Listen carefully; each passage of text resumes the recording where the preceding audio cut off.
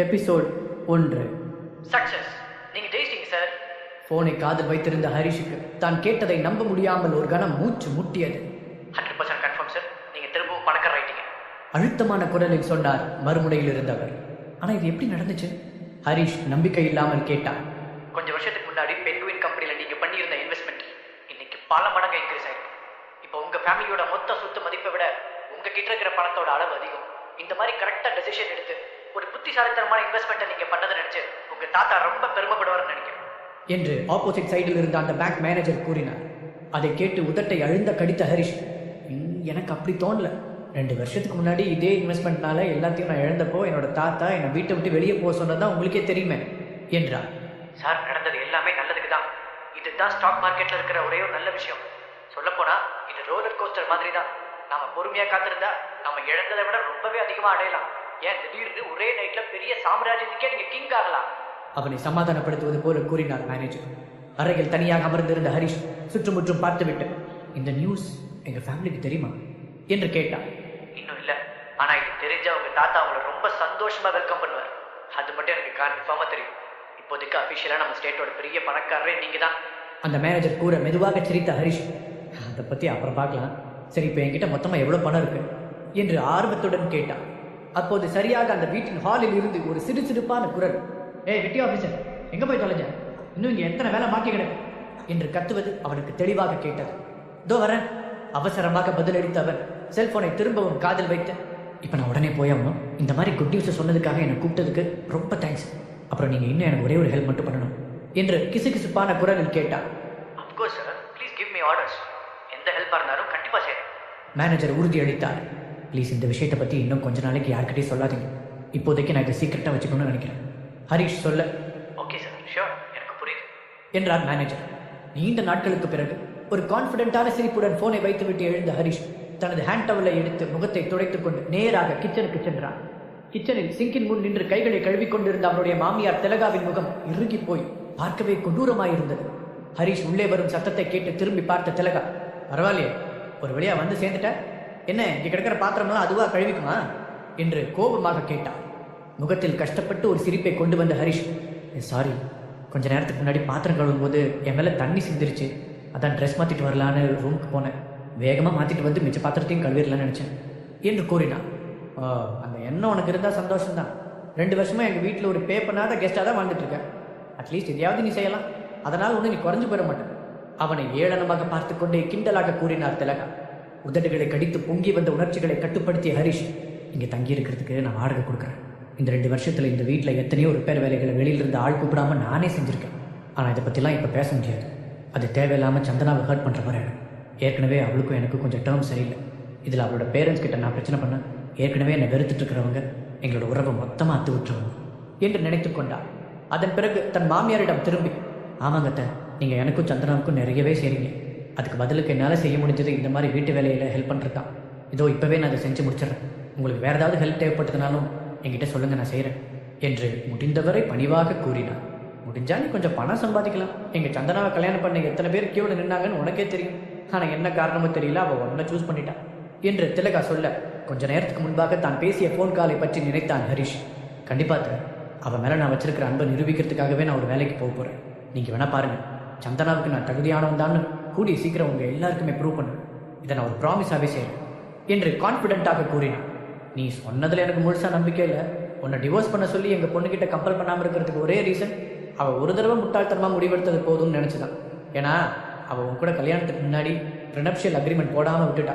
எங்கள் பொண்ணு ஒரு பெரிய கம்பெனியோட சேர்மன். அவளோட புருஷங்கிற ஒரே காரணத்துக்காக அவள் உன்னை டைவர்ஸ் பண்ணால் அதில் பாதி பணம் உனக்கு வந்து சேர்ந்துடும். அப்படி எதுவும் நடந்துடக்கூடாதுன்னு தான் கடுகடுப்பான முகத்துடன் கூறினார் திலகா. கண்டிப்பாக நான் அப்படி பண்ணவே மாட்டேன். உங்கள் பொண்ணை நான் ரொம்ப லவ் பண்ணுறேன். நான் சொல்கிறத இப்போ நீங்கள் நம்ப மாட்டீங்கன்னு எனக்கு தெரியும். ஆனால் ஒரு நாள் நான் சொல்கிறதெல்லாம் உண்மைன்னு உங்களுக்கே புரியவர் என்றார். அவன் சொன்னதை கேட்டதும் திலகாவின் முகம் கொஞ்சம் மென்மையாக மாறியது. இப்படி நான் சொன்னேன்னு தெரிஞ்சா என்னோட புருஷனை கொன்றுவர். பட் நீ சொன்னதை செய்வேன்னு ஒரு ஓரத்தில் நான் நம்புகிறேன் என்று கூறினார். தேங்க்ஸ் சொன்ன ஹரிஷ் திலகாவை தாண்டி சிங்கிற்கு பக்கத்தில் போனான். ஒரு சிரிப்புடன் அதற்குள் கிடந்த தட்டை எடுத்தவன், இப்போ நான் இந்த பாத்திரம் கழுவுற வேலையை பார்க்குறேன் என்றார். ஒரு 1/4 மணி நேரம் கழிய பாத்திரங்கள் மொத்தத்தையும் கழுவி கவிட்டு விட்டு தன்னுடைய வாட்சை பார்த்தான் ஹரிஷ். ஓ, மணி 5 ஆயிடுச்சா? அப்படின்னா சந்திரா இந்நேரம் வீட்டுக்கு வந்திருப்பான்னு நினைக்கிறேன். தனக்குத்தானே சொல்லிக் கொண்டார். கைகளை துடைத்து விட்டு வெளியே வர ஹாலில் இருந்து டிவி சத்தம் கேட்டது. ஒரு பெரிய மூச்சை எடுத்து விட்ட ஹரிஷ் மெதுவாக அங்கு சென்றான். Welcome home baby. ஹரிஷ் தன்னுடைய மனைவியை பார்த்து சிரித்தவாறு சொன்னார். அவனுக்கு முன்னால் இருந்த சோஃபாவில் உட்கார்ந்திருந்த சந்தனா அவனை திரும்பி பார்த்து கையசைத்தான். சந்தனாவுடைய பிரைட்டான கண்களையும் கவர்ச்சியான உதடுகளையும் பார்த்த ஹரிஷ், இவளை ஒவ்வொரு தடவை பார்க்கும்போதும் என் வயிற்றுக்குள்ள பட்டாம்பூச்சி பறக்குது. சந்தனா உண்மையிலேயே ரொம்ப அழகானவதான். ஆனால் அதுக்காக மட்டும் நான் அவளை லவ் பண்ணலை. நான் பார்த்ததுலேயே ரொம்ப இன்ஸ்பைரிங்கான கோல் ஓரியன்ட் பொண்ணு இவ தான். இல்லாட்டி இந்த சில வருஷங்களில் ஒரு கம்பெனியோட அசிஸ்டண்ட்லேருந்து சேர்மன் வரைக்கும் அவளால் வளர்ந்துருக்க முடியாது. உண்மையிலேயே அவள் சூப்பர் தான் என்று நினைத்தான். ஹாய் ஹரிஷ் என்று வேறொரு குரல் கேட்க அது யார் என்று பார்க்காமலேயே ஹரிஷுக்கு புரிந்தது. ஹாய் தர்ஷினி, உன்னை பார்த்ததில் ரொம்ப சந்தோஷம். தன் மனைவியின் உயிர் தோழியை பார்த்து நட்பாக சிரித்தான் ஹரிஷ். சந்தனாவின் பக்கத்தில் அமர்ந்திருந்த தர்ஷினி அவனை பார்த்து கிண்டலாக நைஸ் ஷர்ட் என்றார்.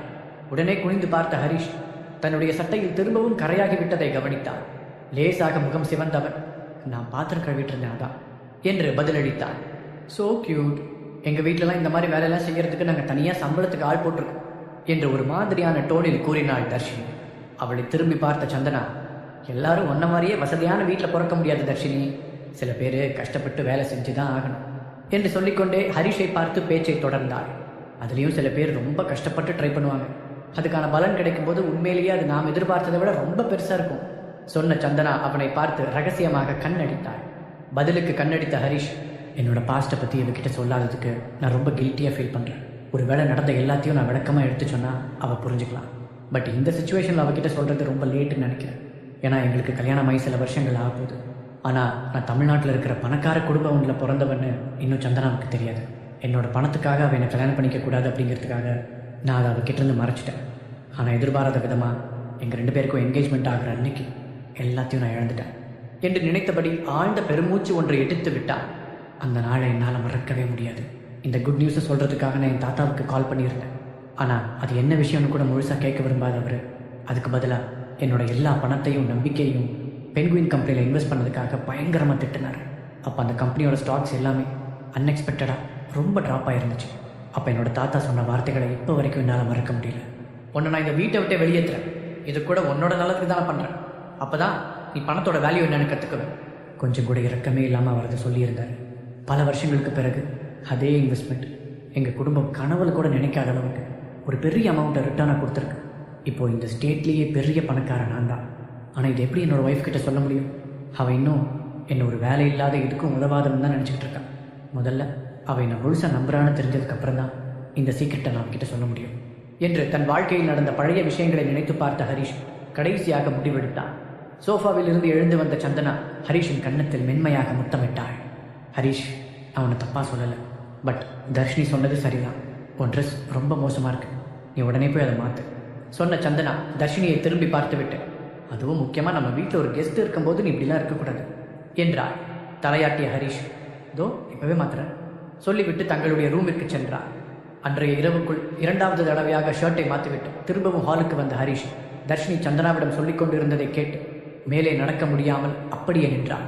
நீ ஏன் இப்படி இருக்கேன்னு எனக்கு இன்னும் புரியவே இல்லை. நீ ஒரு கம்பெனியோட பாஸ், ஆனால் அவன் எதுக்குமே லாய்க்கில்லாத ஒரு வெறும் பூஜ்யம். அப்படி இருக்கும்போது நீ ஏன் இன்னும் அவன் கூட வாழணும்னு நினைக்கிற என்ற தர்ஷினியின் கேள்விக்கு பதில் சொல்லாமல் கொஞ்ச நேரம் அமைதியாக இருந்தாள் சந்தனா. அவன் எப்பவும் இப்படி கிடையாது. நாங்கள் ஃபர்ஸ்ட் டைமாக மீட் பண்ணப்போ அவன் ரொம்ப சார்மிங்காகவும் கான்ஃபிடென்ட்டாகவும் இருந்தான். இடையில் அவனுக்கு என்ன நடந்துச்சுன்னு எனக்கு தெரியல. ஆனால் நான் அவன் கூட இருந்தால் அவன் திரும்பவும் பழையபடி மாறுவான்னு நம்புகிறேன். ஏன்னா அந்த பழைய ஹரிஷை நான் ரொம்ப லவ் பண்ணேன். சந்தனாவின் குரல் மெதுவாக வெளிப்பட்டது. நீ இப்போவும் அவனை லவ் பண்ணுறியா? தர்ஷினியின் கேள்வி அவளை நேராக தாக்கியது. தன்னுடைய கீழ் உதட்டை கடித்த அவள், தெரியல, சம்டைம்ஸ் நம்ம உண்மையை ஒத்துக்கிட்டு தான் ஆகணும். எங்களுக்குள்ளே இருக்கிற ரிலேஷன்ஷிப்பில் இப்போ ஒரு கேர்டேக்கர் மாதிரி ஃபீல் பண்ணுறேன். இந்த கொஞ்ச நாளில் அவன் சுத்தமாக மோசமாயிட்டான். எங்களுக்கு இடையில இருந்த ரொமான்ஸ் சுத்தமாக போயிடுச்சு. இதை பற்றி நான் அவன்கிட்ட டைரெக்டாக பேசினா எங்கள் உறவில் முன்னை விட அதிகமாக விரிசல் விழுந்துருமோன்னு பயமாக இருக்குது. நான் அவனை லவ் பண்ணுறேன். ஆனால் இதுக்கு மேலேயும் நான் அவனை இதே மாதிரி லவ் பண்ணுவேனான்னு தெரியல. சந்தனா சொல்லி முடிக்க தர்ஷினி தலையசைத்தாள். சந்தனா, நீ ரொம்ப அழகானவன், நல்லவன், எல்லாத்தையும் விட ஒரு சூப்பரான பிஸ்னஸ் உமன். உனக்கு கண்டிப்பாக இதை விட பெஸ்ட்டாக ஒருத்தன் கிடைப்பான். நீ ஏன் டிவோர்ஸ் பண்ணுறதை பற்றி யோசிக்கக்கூடாது. ஒருத்தர் மேலே இருக்கிற பரிதாபத்தால் நம்ம அவங்க கூட சேர்ந்து வாழணும்னு அவசியம் இல்லை. தர்ஷினி அட்வைஸ் செய்தாள். நான் அவன் மேலே பரிதாபப்படலை. அவன் பழைய மாதிரி மாறணும்னு ஆசைப்படுறேன்.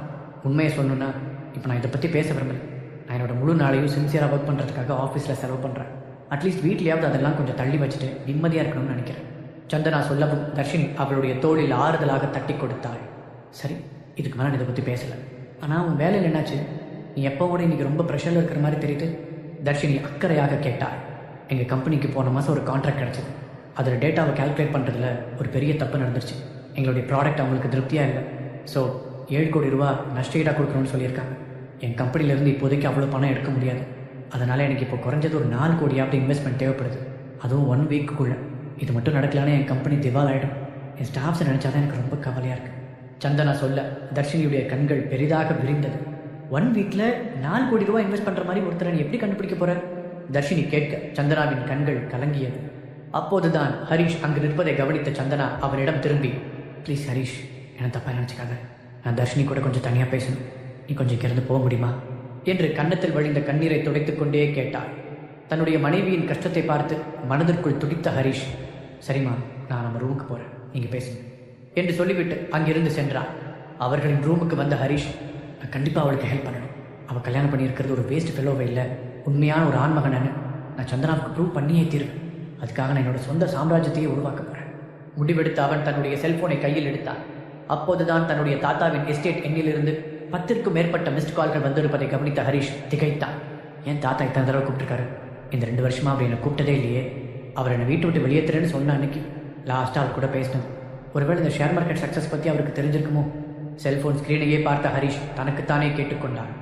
அதற்குள் வாட்ஸ்அப்பில் அவனுடைய தாத்தாவிடமிருந்து ஒரு மெசேஜ் வந்ததாக நோட்டிஃபிகேஷன் காண்பிக்க தயக்கத்துடன் அதை ஓப்பன் செய்து படித்தான்.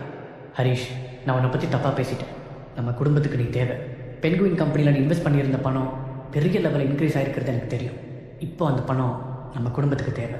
நீ மட்டும் ஹெல்ப் பண்ணலைன்னா நம்ம குடும்பம் மொத்தமாக கொலாப்ஸ் ஆகிடும் என்று வந்திருந்த அந்த மெசேஜை முழுதாக படித்தான் ஹரிஷ். 2 வருஷத்துக்கு முன்னாடி இதே கம்பெனியில் இன்வெஸ்ட் பண்ண அதே காரணத்துக்காக ஃபேமிலியிலிருந்தே என்னை வெளியே துரத்தி விட்டாங்க. அதுவும் கல்யாணத்துக்கு சில நாட்கள் தான் இருந்த அந்த சுச்சுவேஷனில் அவங்க என்னை சுத்தமாக கழட்டி விட்டுட்டாங்க. ஆனால் இப்போது அதே இன்வெஸ்ட்மெண்ட் பணத்தை வச்சு ஃபேமிலிக்கு ஹெல்ப் பண்ண சொல்லி தாத்தா கேட்குறாரு. இதை நினச்சி பார்த்தா எனக்கு ரொம்ப காமெடியாக இருக்குது, பெயின்ஃபுல்லாகவும் இருக்குது. ஹரிஷ் யோசித்து கொண்டிருக்கும் போதே திரும்பவும் ஒரு மெசேஜ் வந்து விழுந்தது. ஹரிஷ், நாங்கள் எல்லாத்தையும் இழந்துட்டோம்.